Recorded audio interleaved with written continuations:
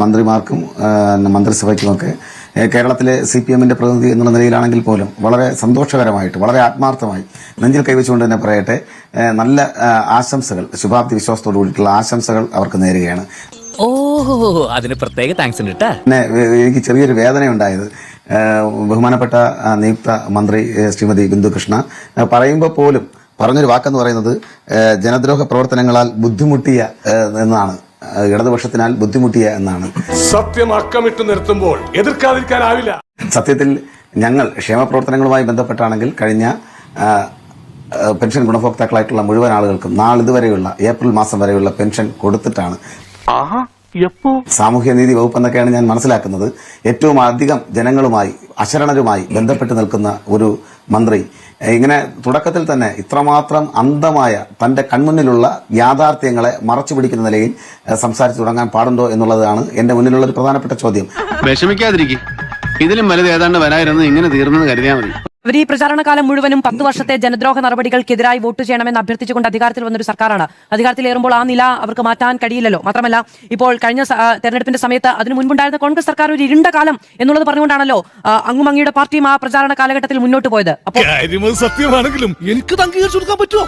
നമ്മുടെ മുന്നിലുള്ള യാഥാർത്ഥ്യങ്ങളെ നമുക്ക് ജനങ്ങൾക്ക് മുന്നിൽ എത്രമാത്രം കണ്ണടച്ച് ഇരുട്ടാക്കാൻ വേണ്ടി പറ്റും, അല്ലെങ്കിൽ പുറത്തു നിന്ന് കണ്ണ് കെട്ടി ജനങ്ങളെ നമുക്ക് എത്രമാത്രം അന്ധകാരത്തിലേക്ക് നയിക്കാൻ പറ്റും. അത് നിനക്ക് നേരത്തെ അറിയാമായിരുന്നു, ഏകദേശം അറിയായിരുന്നു. ഇപ്പോൾ ജനക്ഷേമ പ്രവർത്തനങ്ങളാണെങ്കിൽ ഏറ്റവും പ്രധാനമായിട്ടുള്ളത് അവരുടെ ജനങ്ങൾ നേരിട്ട് അനുഭവിക്കുന്ന പെൻഷൻ, അതുപോലെ തന്നെ അവർക്ക് കൃത്യമായി ലഭിച്ചുകൊണ്ടിരിക്കുന്ന മറ്റ് ആനുകൂല്യങ്ങൾ, അവയ്ക്കൊന്നും തന്നെ കേരളത്തിൽ തടസ്സമില്ലാതെ മുന്നോട്ട് പോവുകയാണ്. ആ തടസ്സമില്ലാതെ മുന്നോട്ടുള്ള പോക്കിന് കൂടുതൽ ഒഴുക്ക് കൃത്യമായി ജനങ്ങളിലേക്ക് എത്തിക്കുക എന്നുള്ളതാണ് ബാറ്റൺ കൈമാറുന്നത് പോലെ UDF സർക്കാർ ഏറ്റെടുക്കേണ്ടത്. അത് ഏറ്റെടുത്തതിന് ശേഷം കുറവുകളുണ്ട് എങ്കിൽ ഞങ്ങൾ തീർച്ചയായും വിമർശനവുമായി രംഗത്ത് വരും. അതല്ല, വളരെ കൃത്യമായിട്ടാണ് നിങ്ങൾ മുന്നോട്ട് പോകുന്നതെങ്കിൽ, മന്ത്രിസഭ മുന്നോട്ട് പോകുന്നതെങ്കിൽ ആ മന്ത്രിസഭയ്ക്ക് അഭിവാദ്യങ്ങൾ അർപ്പിക്കാൻ ഇന്നത്തേതുപോലെ യാതൊരുവിധ സങ്കോചവുമില്ലാതെ അവരുടെ പ്രവർത്തനങ്ങൾ നല്ലതാണ് എങ്കിൽ അവരെ അതേ രൂപത്തിൽ അവർക്കുള്ള എല്ലാവിധ ബഹുമാന പുരസ്സരമായിട്ടുള്ള അഭിനന്ദനങ്ങളും നേരാൻ ഞങ്ങൾ തയ്യാറാണ്.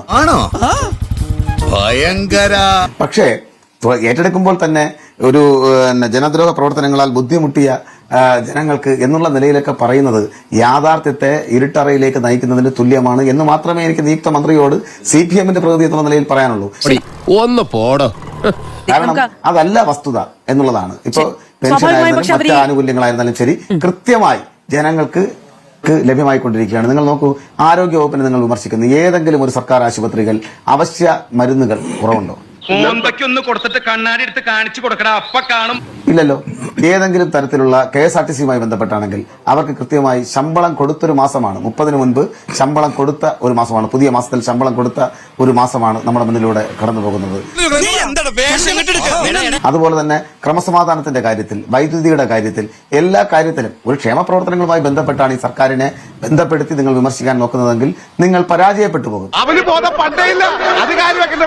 പക്ഷേ മറ്റു പല കാരണങ്ങളാൽ ഞങ്ങൾ പരാജയപ്പെട്ടു. ഞങ്ങൾ ഒരു മാസം മുൻകൂറായി കൊടുക്കുന്ന ഒരു സാഹചര്യം ഉണ്ടായി. ഇനി 2 മാസത്തിലകം ബാക്കി നിൽക്കെ വിരമിക്കാൻ പോകുന്നവർക്ക് നേരത്തെ കൂട്ടി പെൻഷൻ ഉത്തരവിറങ്ങുന്ന 28-ാം തീയതി ഉത്തരവിറങ്ങുന്ന കരുതൽ പോലും കണ്ടു കേരളം അടുത്ത ദിവസങ്ങളിൽ. അപ്പോൾ അതൊന്നും പോരാഞ്ഞിട്ടും ആളുകൾ ഇങ്ങനെ ഇത്രയധികം വലിയ പരാജയം സമ്മാനിച്ചത് മറ്റെന്തുകൊണ്ടാണെന്നാണ് നിങ്ങളുടെ നേതൃയോഗങ്ങളൊക്കെ നടക്കുകയല്ലേ, വലിയ വിമർശനങ്ങളുണ്ട് എന്നൊക്കെ മാധ്യമ വാർത്തകൾ വരുന്നുണ്ട്. എന്തുകൊണ്ട് പരാജയം എന്നതിന് ഒറ്റവാക്യത്തിലൊരു മറുപടിയിലേക്ക് എത്തിയിട്ടുണ്ടോ? നേതാക്കന്മാർ ഈ കാര്യങ്ങളെ സംബന്ധിച്ച് സ്വയം വിമർശനപരമായിട്ടുള്ള പരിശോധന നടത്തി മുന്നോട്ട് പോയിക്കൊണ്ടിരിക്കുന്ന ഒരു സന്ദർഭമാണ്. തീർച്ചയായിട്ടും ഞങ്ങൾക്ക് ചില കുറവുകൾ ഉണ്ടായിട്ടുണ്ട് എന്ന് തന്നെയാണ് ഞങ്ങൾ അതിനകത്ത് സ്വയം വിമർശനപരമായി ഉൾക്കൊള്ളുന്നത്.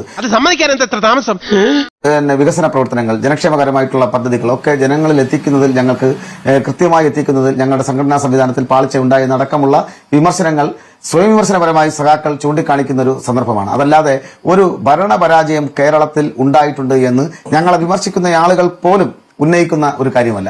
ഇത് എന്റെ അപ്പനോട് എന്ന് പറയാൻ എനിക്ക് അറിയാമലായിട്ടല്ല. അതായത് ഈ പറഞ്ഞ ഇപ്പൊ മാധു തന്നെ സൂചിപ്പിച്ചതുപോലെ ഞങ്ങൾ ജനങ്ങളുമായി നേരിട്ട് ബന്ധപ്പെടുന്ന കാര്യങ്ങളിൽ വളരെ കൃത്യതയോടുകൂടി ഇടപെട്ട ഒരു സർക്കാരാണ്. ഇപ്പോ മുഖ്യമന്ത്രി പദത്തെ ചൊല്ലി തലസ്ഥാന നഗരിയിൽ ഉണ്ടായിട്ടുള്ള രൂക്ഷമായിട്ടുള്ള തർക്കവും അവസാനം തെരുവിലിറങ്ങിയുള്ള പ്രതിഷേധ പ്രകടനവും ഒക്കെ നടന്നപ്പോൾ അവർക്ക് ഒരു മനസ്താപവും തോന്നിയില്ല. മുഖ്യമന്ത്രി ബഹുമാനപ്പെട്ട ഉമ്മൻചാണ്ടിയുടെ ഫ്ലക്സ് വലിച്ചു കയറി നിലത്തടിക്കാൻ.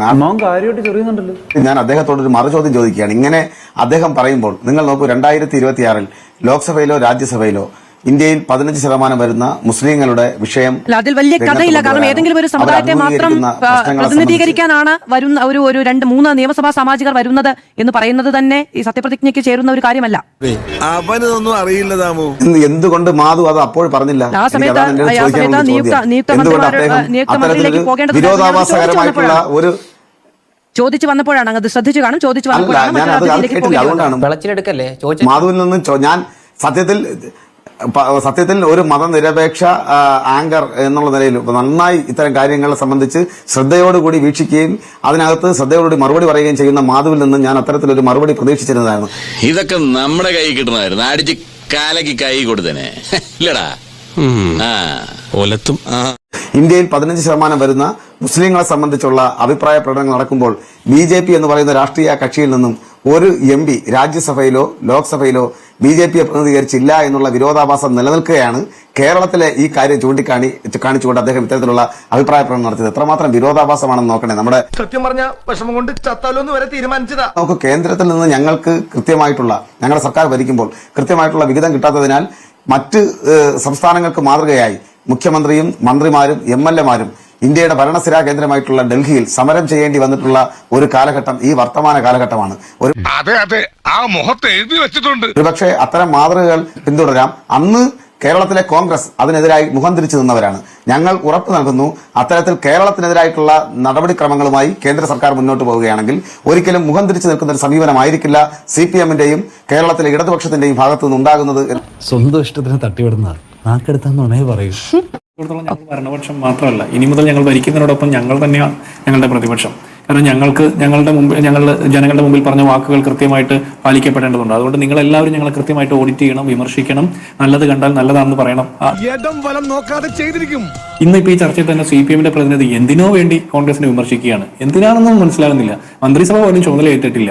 ചാണ്ടിയുമ്മന്റെ പേര് കണ്ടില്ല. ഉമ്മൻചാണ്ടിയുടെ ഫ്ലെക്സ് കയറി. ഞങ്ങൾക്കില്ലാത്ത പ്രയാസങ്ങളെ കുറിച്ചിട്ടാണ് അദ്ദേഹം പറയുന്നത്. ഞങ്ങൾ ഇങ്ങനെ എന്തെങ്കിലുമൊക്കെ പറയുമ്പോഴേ എന്റെ മനസ്സിനൊരു സന്തോഷം ഉണ്ടാവുള്ളൂ.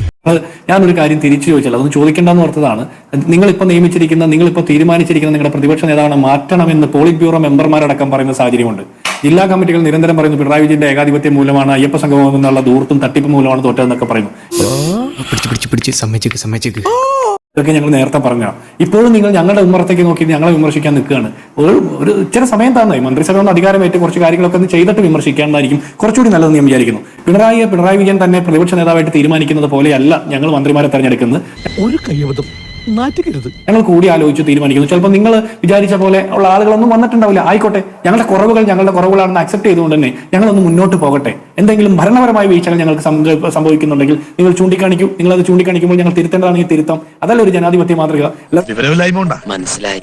സത്യപ്രതിജ്ഞയ്ക്ക് മുമ്പേ കോൺഗ്രസിൽ എന്താ കുഴപ്പമുണ്ടെന്ന് വീണ്ടും വിളിച്ചു പറയാം. അപ്പുറത്ത് തെരഞ്ഞെടുത്ത ഈ തീരുമാനിച്ച പ്രതിപക്ഷ നേതാവിനെ മാറ്റണമെന്ന് പോളിറ്റ് ബ്യൂറോ മെമ്പർമാർ പറയുമ്പോൾ ഇവിടെ കോൺഗ്രസിനെ വിമർശിച്ചുകൊണ്ടിരിക്കുക വല്ലാത്ത കഷ്ടം തന്നെയാണ്. ഒരു ജാതി വകകളാണോ?